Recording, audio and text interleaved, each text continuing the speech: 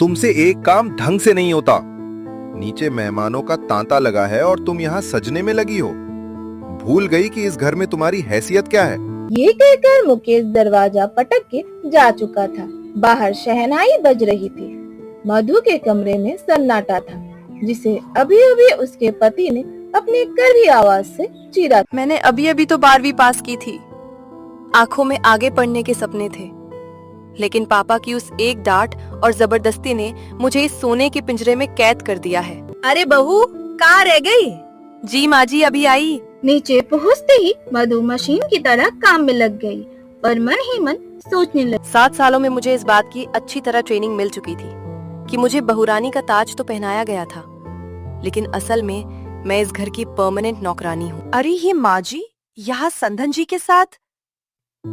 अरे बहन जी, हमारी प्रिया तो MBA है, पर बहू वो तो बस 12वीं पास है।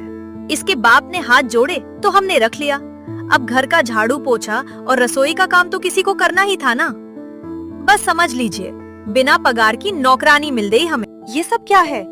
7 साल से मैं अपने मायके की इज्जत और पति का प्यार की खातिर चुपचाप पिस रही थी, लेकिन आज अपनी ननद की शादी वाले दिन मुझे अपनी असली कीमत समझ आई।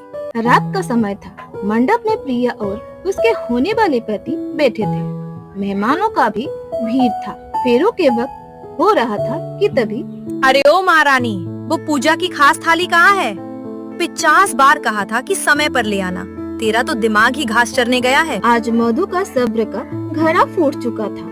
वो थाली लेकर मंडप के पास आई, लेकिन वो थाली पास के मेज पर जोर से पटकते हुए कहा, माँ जी, 7 साल से इस घर की नींव मैंने अपने पसीने से सींची है। मैं 12वीं पास जरूर थी, लेकिन इन 7 सालों में आपने मुझे जो नौकरानी बनने की ट्रेनिंग दी है, वो किसी भी MBA से कम नहीं है। मधु, तमाशा मत करो, प्रिया की शादी है। तमाशा तो तुमने मेरी जिंदगी का बनाया है मुकेश। जिस बाप ने मुझे जबरदस्ती तुम्हें सौंपा, उन्होंने सोचा था कि बेटी राज करेगी, पर आज मैं सबको बताना चाहती हूँ कि मैं इस घर की बहू नहीं, सिर्फ एक मुफ्त की मजदूर हूँ। आज तुम्हारी बहन अपने नए घर जा रही है। दुआ करना कि उसे वहाँ तुम्हारे जैसी सास और पति ना मिले। संभालिए अपनी ये तिजोरियां और अपनी ये झूठी शान।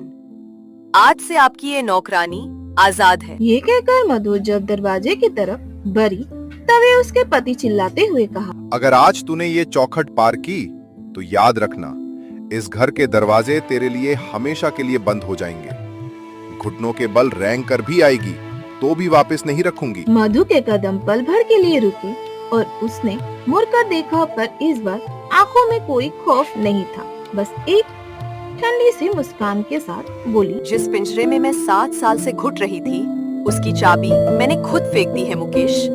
अब तुम ये दरवाजे खुले रखो या बंद, मुझे कोई फर्क नहीं पड़ता। अरे बोसुंदरा जी, अपनी बहू को तो संभाल नहीं पाए, हमारी बेटी को क्या मायके के संस्कार दिए होंगे? वसुंधरा देवी का गुरु पहली बार मेहमानों के सामने चकनाचूर हो रहा था, और उधर रात के अंधेरे में आंधी, रात और डोरबेल बज चुकी है। लेकिन दरवाजे खुलने पर मधु का सामना किससे होगा? किसी अपने से या एक नए धोखे से? जानने के लिए देखिए अगला एपिसोड, और अच्छा लगे तो लाइक सब्सक्राइब करना ना भूलें। धन्यवाद।